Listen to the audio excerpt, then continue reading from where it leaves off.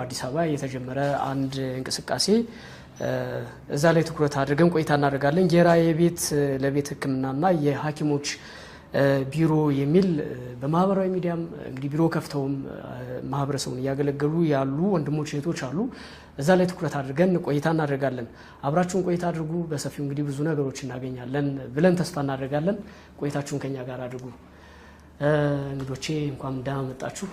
እንኳን ደህና ቆያችሁ። ስለመጣችሁ አመሰግናለሁ። ሲተዋውቀን እንጀምር። ኦኬ፣ እኔ ዶክተር ሺዋስ ሙኳንት እባላለሁ።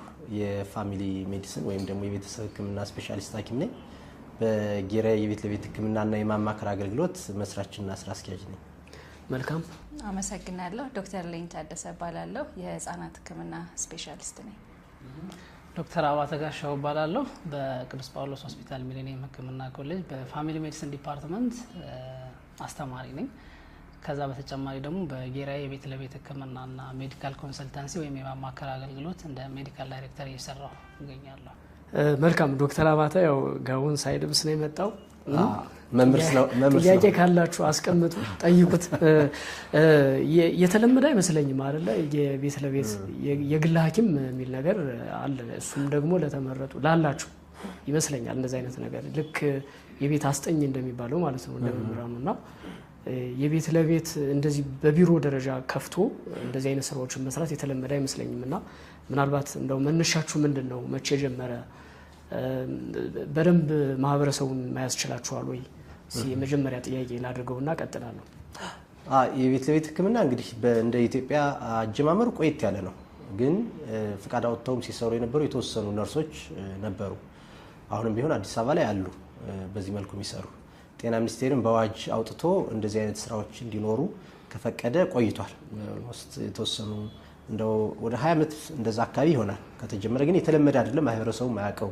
ከኮቪድ-19 በኋላ ግን በጣም እየተለመደ መጣ። ቤት ውስጥ እዛው ሆስፒታል ከመሄድ ይልቅ ቤት ውስጥ መሆን፣ ከሌሎች ታካሚዎች ጋር ያለውን ንክኪ በመቀነስ ሌላው ቀርቶ ከውጭም አንጻር በጣም አዋጭ ስለሆነ ከዛን ጊዜ ጀምሮ እየተለመደ መጣ። ግን ሰው ህጋዊ በሆነ መልኩ ሳይሆን ዝም ብሎ የሚያውቃቸውን ባለሙያዎች እየጠራ ነው በብዛት አሁንም ድረስ እየተጠቀመ ያለው። በዛ ምክንያት በጣም ብዙ ችግሮች እየተፈጠሩ ነው ያሉና ማህበረሰቡ ላይ ትንሽ የግንዛቤ ችግር አለ።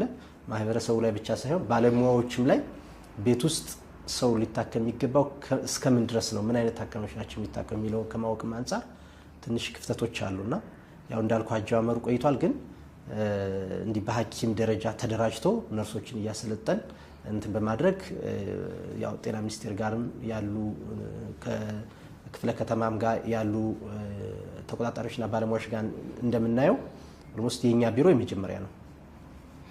ምን ያክል ጊዜ ሆናችሁ ማለት ነው ከጀመራችሁ?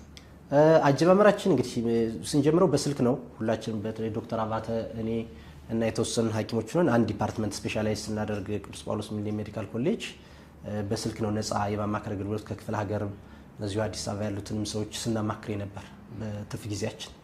ከዛ በኋላ የቤት ለቤት ሕክምናውን ከጀመርን አሁን ወደ 3 ዓመት ሆኖናል። የማማከር አገልግሎቱን ደግሞ በስፔሻሊስትና ሰብ ስፔሻሊስት ሐኪሞች ከጀመርን ደግሞ በዚህ ዓመት ነው የጀመርነው እና ጥሩ ነው እንትኑ አቀባበሉ ጥሩ ነው። መልካም።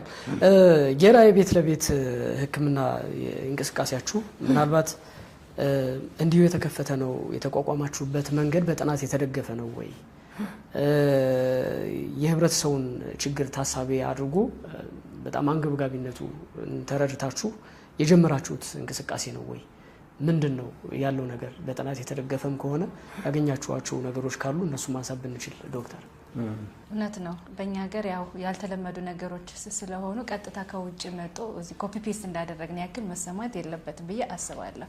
በማህበረሰባችን ብዙ ምንድን ነው የሚፈልግ አንድ ሰው ሕክምና ቦታ ድረስ መሄድ ላይ ይጠበቅበት ይችላል። ያለንም ደግሞ ለሕክምና ያለን እውቀትስ በማህበረሰባችን እዚህ አዲስ አበባና ትላልቅ ቦታዎች አይደለም ማየት ያለብን። ተደራሽነታችን እስከ ወረዳና ቀበሌ ድረስ ያሉ ማህበረሰባችን አካል ስለሆኑ አንድ ነገር ሲሰማቸው የት ነው ሄደው የሚታከሙት? ማንንስ ነው ማግኘት ያለባቸው? እዛው በቀላሉ ሊታከሙበት የሚቻል ነገር ከክፍለ ሀገር እዚህ አዲስ አበባ ድረስ ሊመጣ ይችላል። እዚያ ያለ ባለሙያ ግን በቅርብ ይሄን ነገሮችን ሊያደርስ ይችላል። ይሄ በማንኛውም ጥናት እንደ ቢኖረንም እንኳን ስንኖር የምናውቀው ነው። ተማሪ እያለንም ከጎረቤት እንኳን እየተደወለ ምን ላድርግ የትጄ ልታከም እንባላለን አይደለ? ይሄን ነው ያለውን የማህበረሰቡ የተሻለ ዶክተር ምናምን ጠቁሙን ይላሉ። እንኳን እናንተ እኛን ራሱ የሚጠይቁ ሰዎች አሉ። ያንን ነው ኦርጋናይዝ አድርገን ሲስተም ባለው መልኩ ተደራሽነትን ለማስፋት በሚል ነው ድርጅታችን የተቋቋመውና በደም ተቀባይነትም ያለው ሰው ውስጥ ያለ ኒድ አለ፣ ፍላጎት አለ፣ ግን ምን ማድረግ እንዳለበት አይታወቅም። በስልክ የምንሰጣቸው በበጎ ፈቃድ በነፃ የምንሰጣቸው ማማከር አገልግሎቶች በጣም ነው የሚገርመው። ይሄ ሁሉ ኮምፕሌን ያለው ወይ ደግሞ ይሄ ሁሉ ፍላጎትና ህመም ያለው ሰው አለ እንደ እስክንል ድረስ ማለት ነው።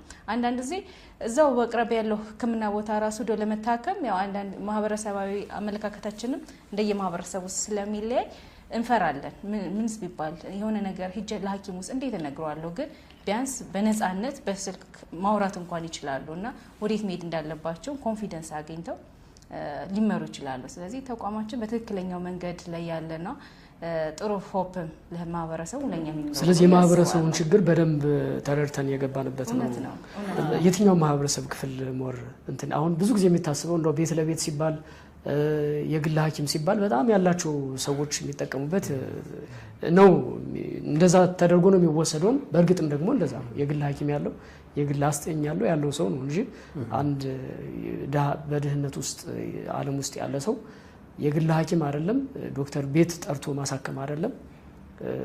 ሄዶ ራሱ በጣም ነገሮች አልሳኩለት ብሎ የሚመለሱ የሚንገላቱ የሚማረሩ ጤና ተቋማት ላይ ሰዎች እንዳሉ እናውቃለን። እና የትኛውን የማህበረሰብ ክፍል ነው አሁን ሞር ይዛችሁ ያላችሁት ወደ እናንተም እየመጣ ያለው? ምጨምሪው ካለ ዶክተር እናንተም ተጋግዛችሁ ምጨምሪው ካለ ጨምሪ ካለ ወደ ጥያቄ ሲስመጣ እንደውም የኛ ትኩረት ያደረገውና ተሳትፎም እያገኘ ነው ያለ ነው ከዝቅተኛው ማህበረሰብ ነው የጀመርነው። ምክንያቱም እኛ ያደግንበትም የመጣንበትን ፓዝ ስለምናውቅ ታርጌታችን የሚሆኑት ራሱ ይሄንን አክሰስ የሌላቸው ነው።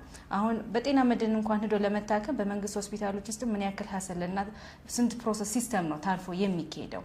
ይሄንን ስንል ግን ያው እኛ ሁሉ ያከምን ቤት ውስጥ እያስቀረን ማለት ነው ግን አይደለም።